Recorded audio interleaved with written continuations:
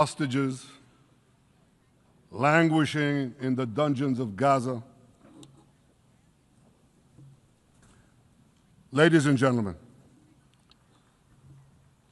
last year, I stood at this podium and I showed this map. This map. It shows the curse of Iran's terror axis. This axis threatened the peace of the entire world. It threatened the stability of our region and the very existence of my country, Israel. Iran was rapidly developing a massive nuclear weapons program and a massive ballistic missile program. These were meant not only to destroy Israel, they were meant also to threaten the United States and blackmail nations everywhere. From Gaza, Yahya Sinwar dispatched waves of Hamas terrorists. They stormed into Israel on October 7th and committed acts of unspeakable savagery. From Lebanon, Hassan Nasrallah had launched thousands of missiles and rockets at our cities, terrorizing our citizens. In Syria, the murderous dictator Assad hosted Iran's forces, tightening a noose of death around our throats. In Yemen, the Houthis launched ballistic missiles at Israel while choking global trade at the mouth of the Red Sea. So what's happened over the past year? We've hammered the Houthis, including yesterday. We crushed the bulk of Hamas's terror machine. We crippled Hezbollah, taking out most of its leaders and much of its weapons arsenal. You remember those beepers, the pagers? We paged Hezbollah, and believe me, they got the message. And thousands of terrorists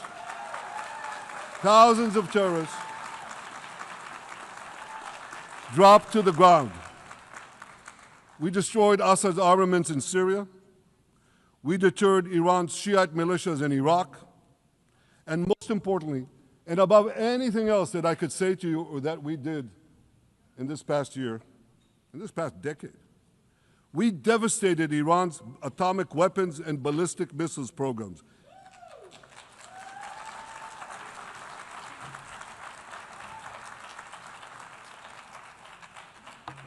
So here's where things stand today. Half the Houthi leadership in Yemen, gone. Yahya Sinwar in Gaza, gone. Hassan Nasrallah in Lebanon, gone. The Assad regime in Syria, gone. Those militias in Iraq, well, they're still deterred. And their leaders, if they attack Israel, will also be gone.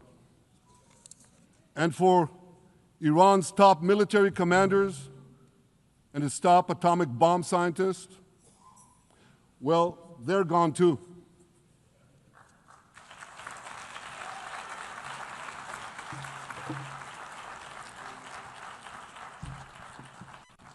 Israel's 12-day war with Iran, which I renamed Operation Rising Lion, that's from the Bible. This 12-day war will go down in the annals of military history.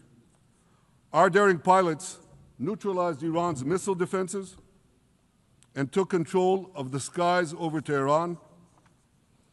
And you saw this.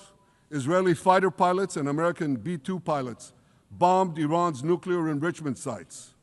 I want to thank President Trump for his bold and decisive action.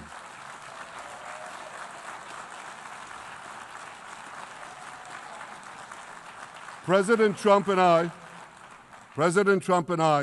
promised to prevent Iran from developing nuclear weapons, and we delivered on that promise.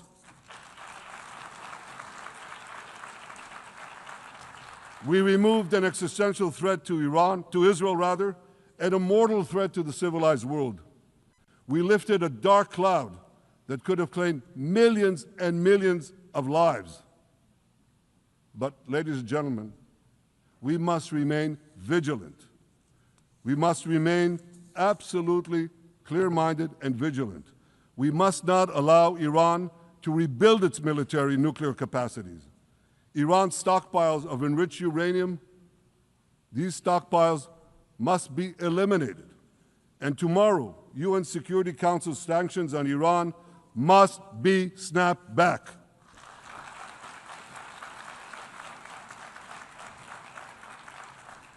Thanks to the resolve of our people, the courage of our soldiers, and the bold decisions we took, Israel rebounded from its darkest day to deliver one of the most stunning military comebacks in history.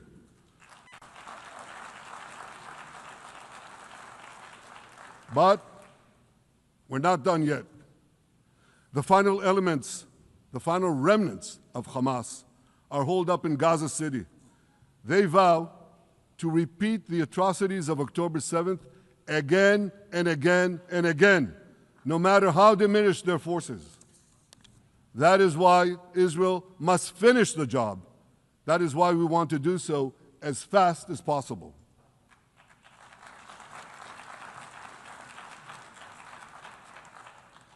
Ladies and gentlemen, much of the world no longer remembers October 7th.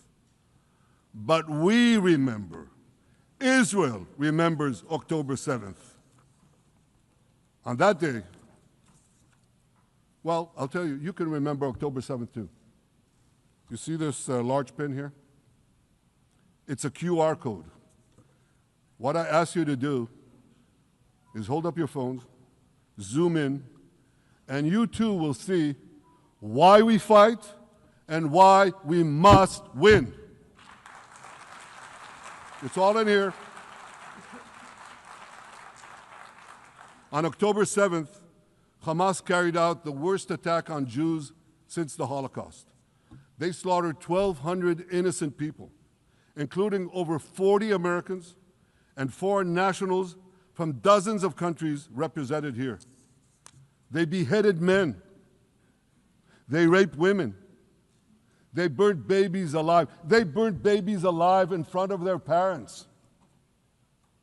What monsters. And these monsters took more than 250 people hostage. And those included Holocaust survivors, grandmothers and their grandchildren. Who takes hostage grandmothers and grandchildren? Hamas does. So far, we've brought home 207 of these hostages, but 48 still remain in the dungeons of Gaza. 20 of them are alive, starved, tortured, deprived of any daylight, deprived of humanity. These are the names of the 20 living hostages. Matan Angrest, Gali and Zerv Berman, brothers, Elkanah Buchbot, Rom Braslavsky, Nimrod Cohen, Ariel and David Cunyo, another pair of brothers, Guy Gilboa Dalal, Evyatar David. You saw the picture of Evyatar David, emaciated, forced to dig his own grave. Maxim Herkin, Eitan Horn, Segev Kalfon, Bar Cooperstein, Omri Meran, Eitan Moore, Yosef Chaim Ochana, Alon Ohel, Avinatam Or, and Matan Tsengarker. Now, ladies and gentlemen, I want to do something I've never done before. I want to speak from this forum directly to those hostages through loudspeakers. I've surrounded Gaza with massive loudspeakers connected to this microphone in the hope that our dear hostages will hear my message. And I'll say it first in Hebrew and then in English. Achenu hagiburim, מדבר ראש הממשלה בנימין נתניהו. אני פונה אליכם מעל בימת האו"ם. לא שכחנו אתכם, אפילו לא לשנייה. העם כולו איתכם, ואנחנו לא נשקוט ולא נרפה עד שנחזיר את כולכם הביתה, החיים והחללים כאחד.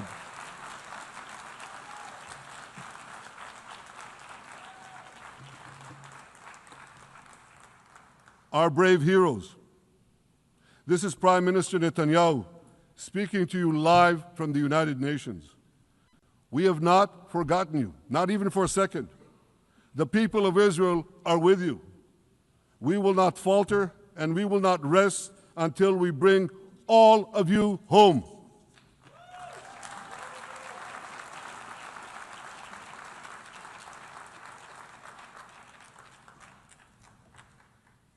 Ladies and gentlemen, thanks to special efforts by Israeli intelligence, my words are now also being carried. They're streamed live to the cell phones of Gazans. So to the remaining Hamas leaders and to the jailers of our hostages, I now say, lay down your arms. Let my people go. Free the hostages, all of them, the whole 48. Free the hostages now.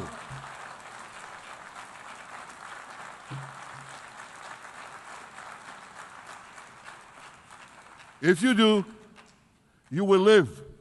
If you don't, Israel will hunt you down. Ladies and gentlemen, if Hamas agrees to our demands, the war could end right now. Gaza would be demilitarized, Israel would retain overriding security control, and a peaceful civilian authority would be established by Gazans and others committed to peace with Israel.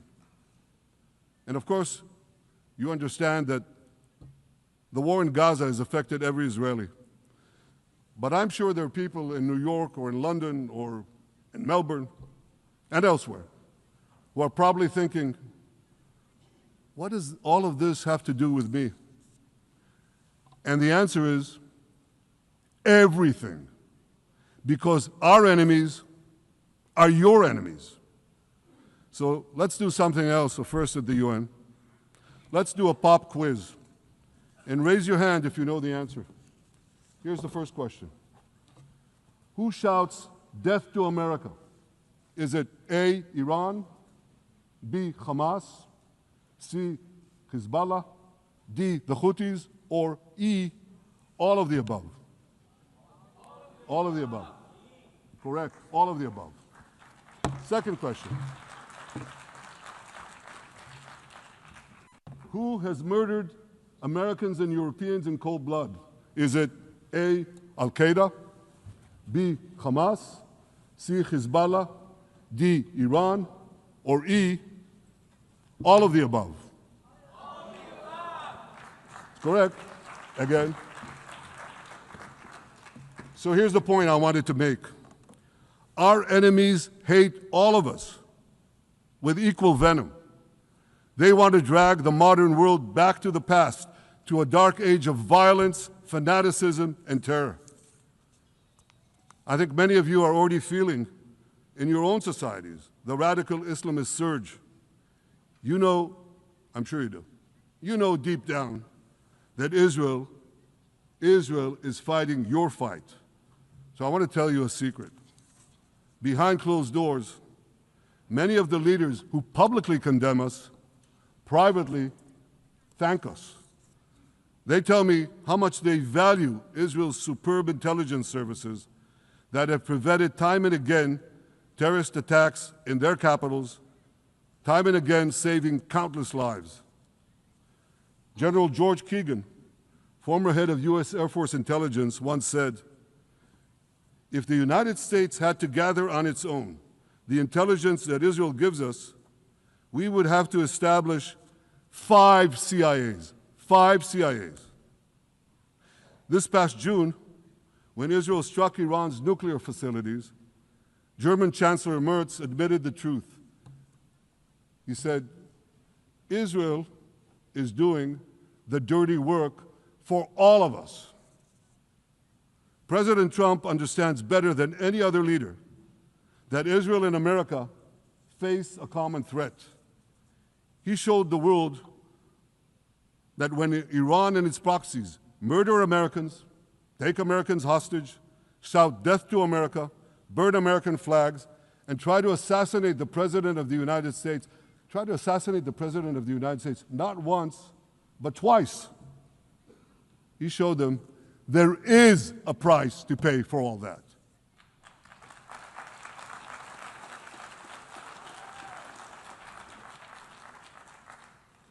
But regrettably, many leaders who are represented in this hall, they send a very different message. Sure, in the days immediately following October 7th, many of them supported Israel. But that support quickly evaporated when Israel did what any self-respecting nation would do in the wake of such a savage attack. We fought back. Now just imagine, just sit back for a second and imagine an attack against America proportioned to the attack against Israel on October 7th. Imagine a regime, a terror regime, dispatching thousands of terrorists to invade the United States. They massacre 40,000 Americans. They take 10,000 Americans hostage. What do you think America would do? You think America would leave that regime standing? You don't think that. No way, not a chance. The United States would wipe out that terror regime and ensure that such savagery would never threaten America again. This is precisely what Israel is doing in Gaza. We're wiping out the terror regime of Hamas and ensuring that this savagery will never threaten Israel again. That's what we are doing. That's what any self-respecting government would do.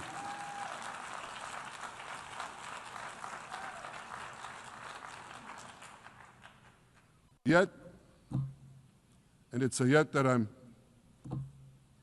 sorry to say here, yet over time, many world leaders buckled. They buckled under the pressure of a biased media, radical Islamist constituencies, and anti-Semitic mobs. There's a familiar saying, when the going gets tough, the tough get going. Well, for many countries here, when the going got tough, you caved. And here's the shameful result of that collapse. For much of the past 2 years, Israel has had to fight a seven-front war against barbarism with many of your nations opposing us. Astoundingly, as we fight the terrorists who murdered many of your citizens, you are fighting us. You condemn us, you embargo us, and you wage political and legal warfare, it's called lawfare, against us. I say to the representatives of those nations, this is not an indictment of Israel. It's an indictment of you. It's an indictment of weak-kneed leaders who appease evil rather than support a nation whose brave soldiers guard you from the barbarians at the gate. They're already penetrating your gates. When will you learn? You can't appease your way out of jihad, and you won't escape the Islamist storm by sacrificing Israel. To overcome that storm, you have to stand with Israel. But that's not what you're doing. As the prophets of Israel foretold in the Bible, you've turned good into evil and evil into good. Now I want to drill down on this. Take the false charge of genocide. Israel is accused of deliberately targeting civilians. Ladies and gentlemen, the opposite is true. The head of urban warfare studies, Colonel John Spencer, he's perhaps the world's greatest expert on urban warfare. And he says, Israel is applying more measures to minimize civilian casualties than any military in history. And because we're doing that, the ratio of non-combatant to combatant casualties is less than 2 to 1 in Gaza. That's an astoundingly low ratio, lower than NATO's wars in Afghanistan and Iraq, especially when you consider that Gaza is one of the most densely populated urban areas on Earth. It has hundreds of miles of terror tunnels underground, and it has countless terror towers above ground, and thousands of terrorists embedded in the tunnels and in these towers in civilian areas. If you want to see what measures Israel takes to avoid civilian casualties in this war, just look at what we're doing now in Gaza City, the last Hamas stronghold, one of the 2 last strongholds. For 3 weeks, Israel dropped millions of leaflets, sent millions of text messages, and made countless phone calls urging civilians to leave Gaza City before our military moves in. At the same time, Hamas implants itself in mosques, schools, hospitals, apartment buildings, and tries to force those civilians not to leave, to stay in harm's way. And it often threatens them at gunpoint if they try to do so. For Israel, every civilian casualty is a tragedy. For Hamas, it's a strategy. Hamas uses civilians as human shields and as props in its sick propaganda war in Israel, against Israel, a propaganda war that the Western media buys hook, line, and sinker. Now, despite Hamas's threats, close to 700,000 Gazans, almost 750,000, have already heeded our calls and moved to safe zones. Now I want to ask you a simple question, a simple, logical question. Would a country committing genocide plead with the civilian population it is supposedly targeting to get out of harm's way? Would we tell them, get out, if we want to commit genocide? We're trying to get them out. And Hamas is trying to keep them in. And this charge is so baseless. The comparison to genocide, wholesale slaughter of populations. What, did the Nazis ask the Jews to leave, kindly leave, go out? Did others, you want me to name all the genocidal leaders of history? Just go one by one. Did anyone do this? Did they say, get out so we can come in? Of course not. So the truth has been turned on its head. Hamas, a genocidal terrorist organization whose charter calls for the murder of all Jews on the planet. This genocidal organization is given a pass. It's barely mentioned. While Israel, which does everything it can to get civilians out of harm's way, Israel is put in the dock. What a joke. You want to hear another one? Israel is accused of deliberately starving the people of Gaza when Israel is deliberately feeding the people of Gaza. Since the beginning of the war, Israel has let into Gaza more than 2 million tons of food and aid. That's 1 ton of aid for every man, woman, and child in Gaza. Nearly 3,000 calories per person per day. Some starvation policy. If there are Gazans who don't have enough food, it's because Hamas is stealing it. Hamas steals it, hoards it, and sells it at exorbitant prices to fight its war machine. Last month, even the UN, not exactly a supporter of Israel. You're supposed to laugh, by the way. Last month, even the UN admitted that Hamas and other armed groups looted 85% of the trucks. That's why you have deprivation. Those who peddled the blood libels of genocide and starvation against Israel are no better than those who peddled blood libels against the Jews in the Middle Ages when they falsely accused us of poisoning wells, spreading plague, and using the blood of children to bake Passover matzahs. Anti-Semitism dies hard. In fact, it doesn't die at all. It just keeps coming back with its libelous lies, refurbished, regurgitated over and over again. And I want to tell you something else. These anti-Semitic lies, they have consequences. In recent months, Jews have been assaulted in Canada, Australia, Britain, France, the Netherlands, and elsewhere. Here in America, an elderly Holocaust survivor was burned to death in Colorado. And a beautiful young couple from the Israeli embassy in Washington was brutally gunned down right in front of the Holocaust Museum there. Thankfully, President Trump's administration is forcefully fighting the scourge of anti-Semitism, and every government here should follow its lead. But instead, many do the opposite. They actually reward the worst anti-Semites on earth. This week, the leaders of France, Britain, Australia, Canada, and other countries unconditionally recognized a Palestinian state. They did so after the horrors committed by Hamas on October 7th. Horrors praised on that day by nearly 90% of the Palestinian population. And let me say that again. Nearly 90% of Palestinians supported the attack on October 7th. It's not supported only, they celebrated it. They danced on the rooftops. They threw candies. That's both in Gaza and in Judea, Samaria, the West Bank, as you call it. And it's just the way they celebrated another horror, 9/11. They danced on the rooftops. They cheered. They threw candy.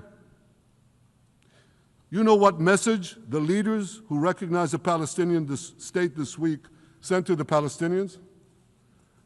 It's a very clear message. Murdering Jews pays off. Well, I have a message for these leaders. When the most savage terrorists on earth are effusively praising your decision, you didn't do something right. You did something wrong, horribly wrong. Your disgraceful decision will encourage terrorism against Jews and against innocent people everywhere. It will be a mark of shame on all of you. But wait a minute, Mr. Prime Minister, they tell me. Wait a minute. We believe in a two-state solution where the Jewish state of Israel will live side by side in peace with the Palestinian state. There's only one problem with that.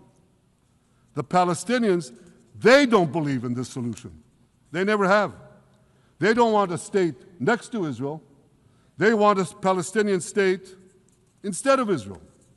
And that's why every time they were offered a Palestinian state, but were required to end the conflict with Israel and recognize the Jewish state, every time, over the decades, they turned it down. And that is why every time they were given territory, they used it to attack us. In fact, they effectively had a Palestinian state in Gaza.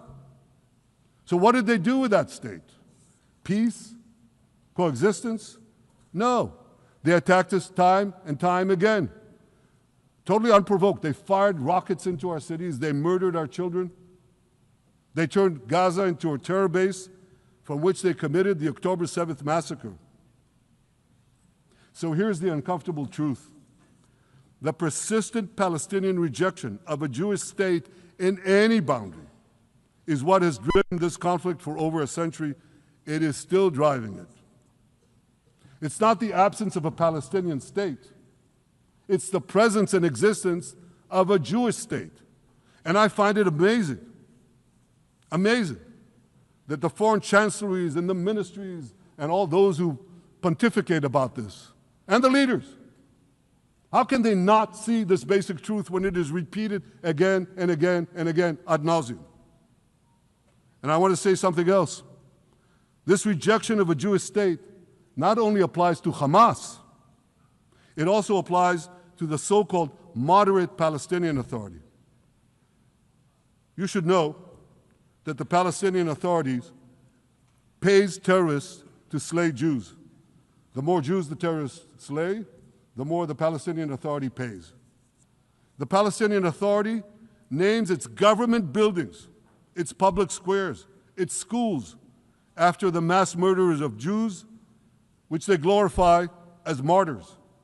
They pay and glorify not just the killer of Jews, but also killers of Christians. Christians like Taylor Force, an American veteran who was brutally murdered in Israel by Palestinian terrorists. But, that I hear from the Western leaders. They tell me, the PA promised us it will reform. And I know this time, Prime Minister, it will be different. Yeah, right. We've heard these promises for decades. They always promise. They never deliver. Because you see, the Palestinian Authority is corrupt to the core. They haven't held elections in 20 years. They use the same textbooks as Hamas, exactly the same textbooks. They teach their children to hate Jews and destroy the Jewish state. And Christians don't fare much better. When Bethlehem, the birthplace of Jesus, was under Israeli control, 80% of its residents were Christians. But since the PA took control, that number has dwindled to under 20%. These are the people you want to give a state to? What you're doing is giving the ultimate reward to intolerant fanatics who perpetrated and supported the October 7th massacre. Giving the Palestinians a state 1 mile from Jerusalem after October 7th is like giving Al-Qaeda a state 1 mile from New York City after September 11th. This is sheer madness. It's insane, and we won't do it.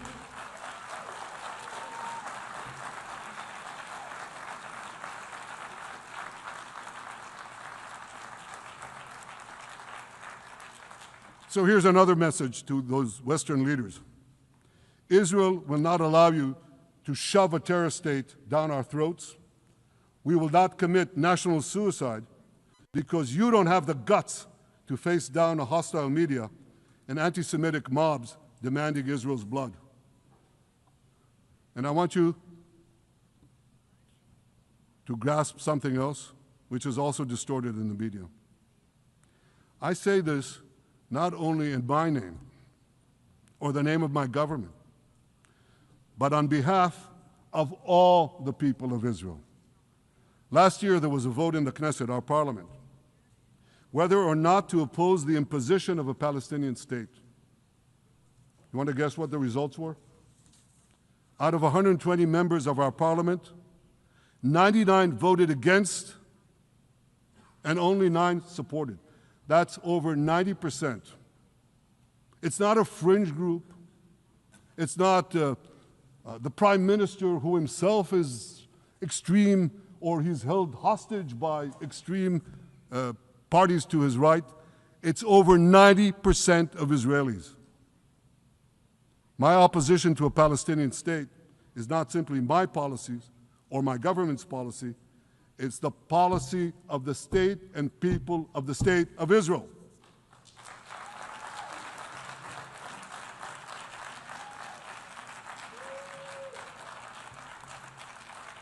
Western leaders may have buckled under the pressure. And I guarantee you one thing, Israel won't. Israel's victories over the Iranian... Thank you, I know you won't too, that's good. Israel's victories over the Iranian terror axis have opened up possibilities for peace that were unthinkable 2 years ago. Take Syria. For decades, the very idea of peace between Israel and Syria seemed unimaginable. Well, no more. Today, we have begun serious negotiations with the new Syrian government. I believe an agreement can be reached that respects Syria's sovereignty and protects both Israeli security and the security of the minorities in the region, including the Druze minority. From the founding of Israel, Jews and Druze have been brothers in arms. We have fought together, we've bled together, we built our lives together. When I was a young commander in Israel's Special Forces, My own life was saved by the invaluable advice given to me by a great friend, Salim Shufi, a heroic Druze IDF veteran. And that's why I couldn't sit idly by, nor could Israel sit idly by, while the Druze were being slaughtered by jihadists. And I instructed our forces to stop the massacre, which they promptly did. Peace between Israel and Lebanon is possible as well. I call on the Lebanese government to also begin direct negotiations with Israel. I commend it for its declared aim to disarm Hezbollah. But we need more than words. If Lebanon takes genuine and sustained action to disarm Hezbollah, I'm sure we can achieve a sustainable peace. Of course, until that happens, we will take whatever action we need to defend ourselves and to maintain the conditions of the ceasefire which was established in Lebanon. Our goal is not merely to monitor Hezbollah's actions, but to prevent them from violating the ceasefire and attacking us at any time. But I'm sure that if the Lebanese government persists in its goal of disarming Hezbollah, peace will come very speedily and very readily. Victory over Hezbollah has made peace possible with our two Arab neighbors in the north.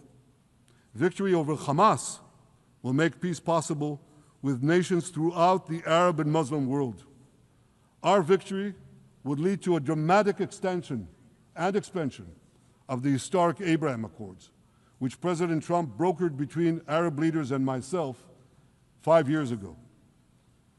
And I took note, as I'm sure you did too, of the encouraging words spoken here by the President of Indonesia.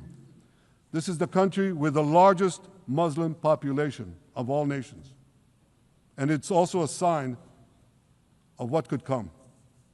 Forward-looking Arabs and Muslim leaders know that cooperating with Israel will provide them with groundbreaking Israeli technologies, including in medicine and science, in agriculture and water, in defense and AI, and so many other fields. I believe that in the coming years, the Middle East will look dramatically different. Many of those who wage war on Israel today will be gone tomorrow. Brave peacemakers will take their place. And nowhere will this be more true than in Iran. The long-suffering Iranian people will regain their freedom. They will make Iran great again. And our two ancient peoples,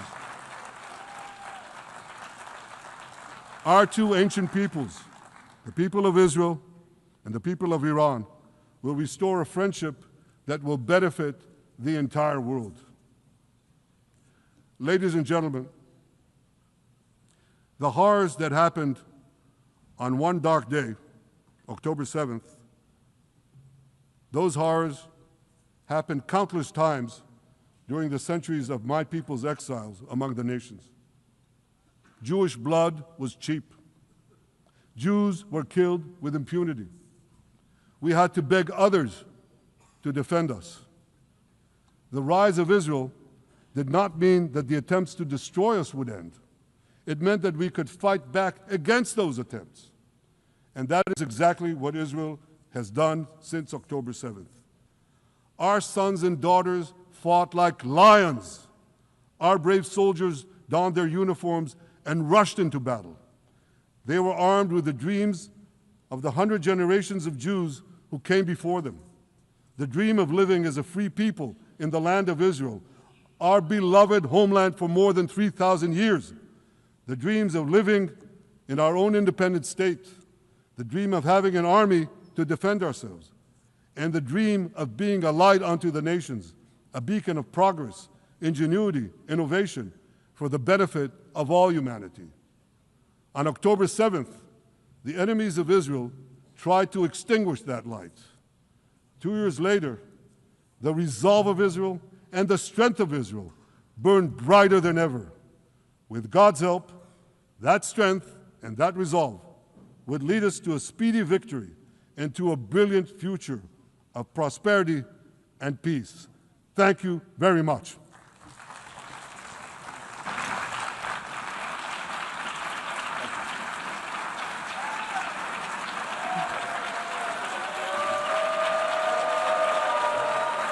On behalf of the Assembly, I wish to thank the Prime Minister of the State of Israel,